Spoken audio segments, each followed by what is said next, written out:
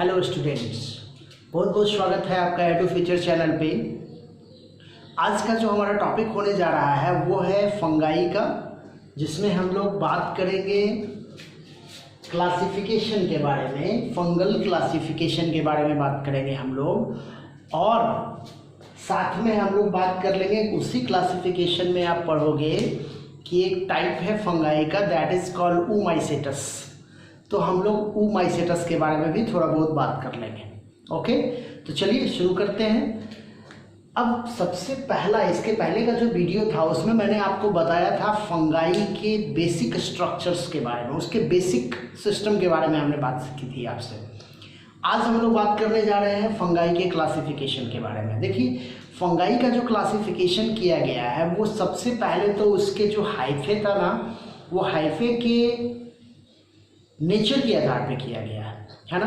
मतलब आइदर वो सेप्टेट है या एसेप्टेट है। आपको याद होगा एसेप्टेट, जिसमें मैंने बताया था क्या कि बिना सेप्टम का होगा, there is no any septum present in the hyphae, है ना। जैसे ये हाइफे है तो इसमें सेप्टम नहीं है, मल्टी न्यूक्लिएटेड स्ट्रक्चर है। ये मल्टी न्यूक्लिएटेड स्ट्रक्चर है जिसको हम लोग बोलते थे क्या, सिनोसाइटिक। आपको याद होगा उसके लिए हम लोग क्या टर्म यूज करते थे, सिनोसाइटिक हाइफे, है ना। तो सिनोसाइटिक हाइफे, ठीक।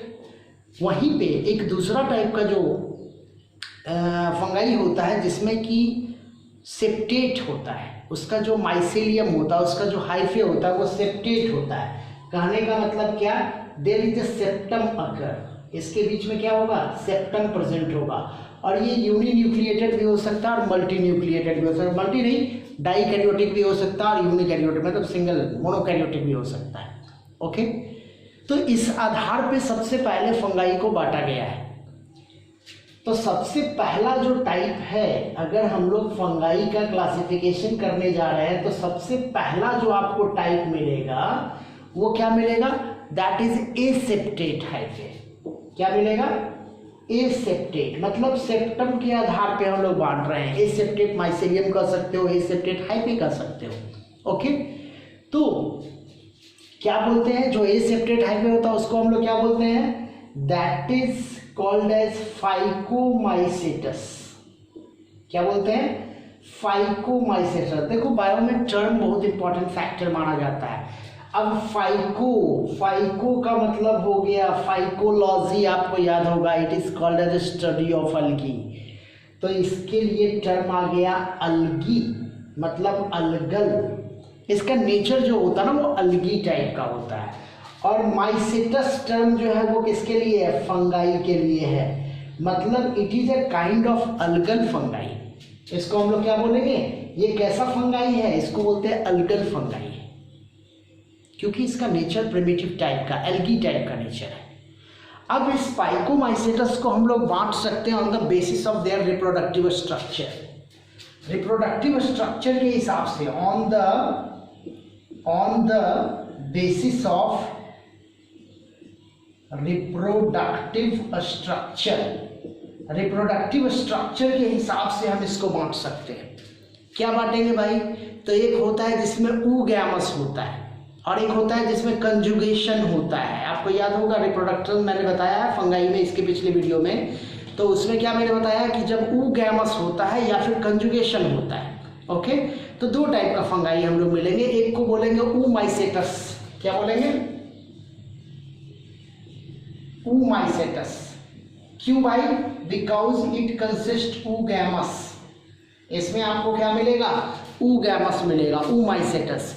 जबकि दूसरे को हम लोग बोलेंगे जाइगोमाइसेटस। क्या बोलेंगे, जाइगोमाइसेटस। जाइगो टर्म आ रहा है, जाइगो का मतलब होता है क्या, there is something joint together.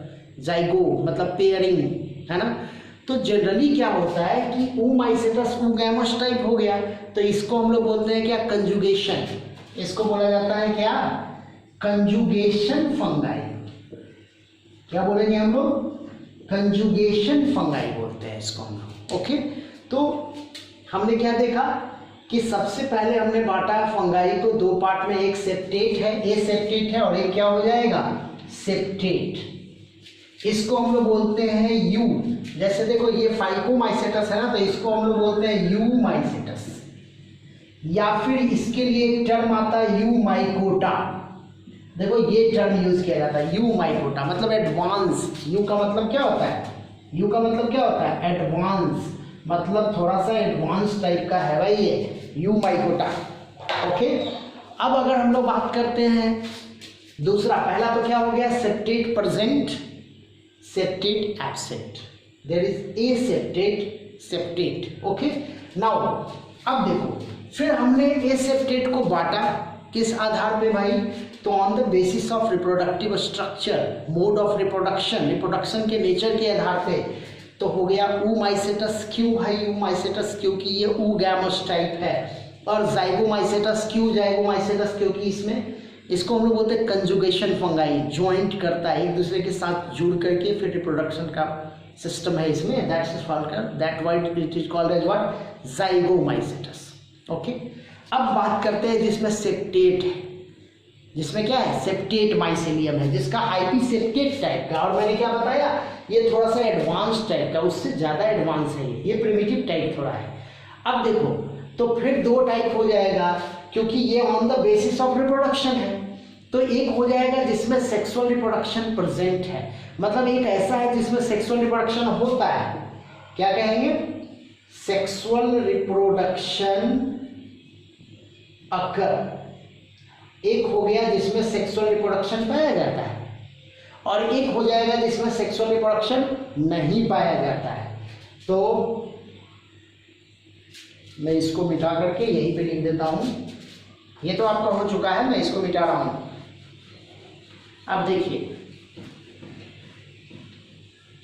एक मैंने क्या बताया कि जिसमें सेक्सुअल रिप्रोडक्शन, ये तो अकर, और एक क्या हो जाएगा? No sexual reproduction, no sexual reproduction, जिसमें सेक्सुअल रिप्रोडक्शन नहीं पाया जाता है। सेक्सुअल रिप्रोडक्शन पाया जाता है, सेक्सुअल रिप्रोडक्शन नहीं पाया जाता है। अब जब सेक्सुअल रिप्रोडक्शन जिसमें पाया जाता है, उसको हम देखिए दो अलग अलग टाइप में बांटेंगे on the basis of reproductive structure. ये क्या है? On the basis of reproductive structure, reproductive structure के आधार पे हम बांट रहे हैं इसको। तो on the basis of reproductive structure हम लोग क्या बोलेंगे? एक हो जाएगा जिसको हम लोग बोलते हैं सैक फंगाई। क्या बोलते हैं? Sac fungi. और इसके लिए जो टर्म यूज होता है that is called ascomycetes, ascomycetes ये टर्म होता है, क्योंकि इसमें एस्कस पैदा होता है। एस्कस हम लोग डिटेल करेंगे इसका। और दूसरा जो आप देख रहे हो that is called what? Club fungi. क्या बोलते हैं? Club fungi. क्लब से होता है इसका, मतलब ये रिप्रोडक्टिव स्ट्रक्चर्स। तो फिर क्या बोलेंगे? That is called basidiomycetes, basidiomycetes. Okay, तो ये दो टाइप का फंगाई जो है जिसमें सेक्सुअल रिप्रोडक्शन पाया जाता है, बिलोंग करता है सेप्टेट से। नाउ अब हम लोग बात करते हैं जिसमें सेक्सुअल रिप्रोडक्शन नहीं पाया जाता है। तो सेक्सुअल रिप्रोडक्शन नहीं पाया जाता, उसके लिए हम लोग बोलते हैं फंगाई इम्परफेक्टी। क्या बोलते हैं? Fungi imperfecti. अब देखो, फंगाई इम्परफेक्टी के लिए जो टर्म यूज किया गया दैट इज कॉल्ड ड्यूटेरोमाइसेटस। क्या बोलते हैं? ड्यूटेरोमाइसेटस, है ना? Deuteromycetes, there is no sexual reproduction occur. तो हम लोगों ने देखा कि इस तरह से फंगाई को हम लोग क्लासिफाई कर सकते हैं on the basis of their reproductive structure, on the basis of their nature of septum, nature of septum present, है ना? nature of hyphae। ओके, तो मैंने क्या क्या बताया आपको? फाइकोमाइसेटस अलगल फंगाई बोलते हैं, यूमाइसेटस जिसको हम लोग एडवांस फंगाई बोलते हैं, फाइकोमाइसेटस को हमने बांटा किसमें?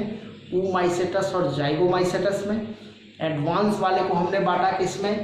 तो दो अलग अलग पार्ट में बांटा, एक में सेक्सुअल रिप्रोडक्शन प्रेजेंट है सेक्सुअल रिप्रोडक्शन एब्सेंट है। सेक्सुअल रिप्रोडक्शन प्रेजेंट है, उसके रिप्रोडक्टिव स्ट्रक्चर के आधार पे हमने बांटा। सैक फंगाई एस्कस, एस्कोस्पोर्स बनाता है एक्चुअली में ये, तो सैक फंगाई एस्कोमाइसेटस, और क्लब फंगाई दैट इज बेसिडियोमाइसेटस, क्योंकि बेसिडियोस्पोर्स बनाता है। स्ट्रक्चर क्लब फंगाई बोलते हैं उसके हिसाब से। और जो सेक्सुअल रिप्रोडक्शन नहीं करता है उसको हम लोगों ने रखा किसमें, ड्यूटेरोमाइसेटस में, दैट इज फंगाई इम्परफेक्टी। तो इस तरह से आप समझ गए होंगे how does we can classify the various types of fungi. अब इसके बाद का जो हमारा वीडियो होगा उसमें हम लोग पढ़ेंगे oomaइसेटस के बारे में। ओके, तो बहुत बहुत धन्यवाद आप लोगों का इस चैनल पे कंटिन्यूअस बने रहने के लिए।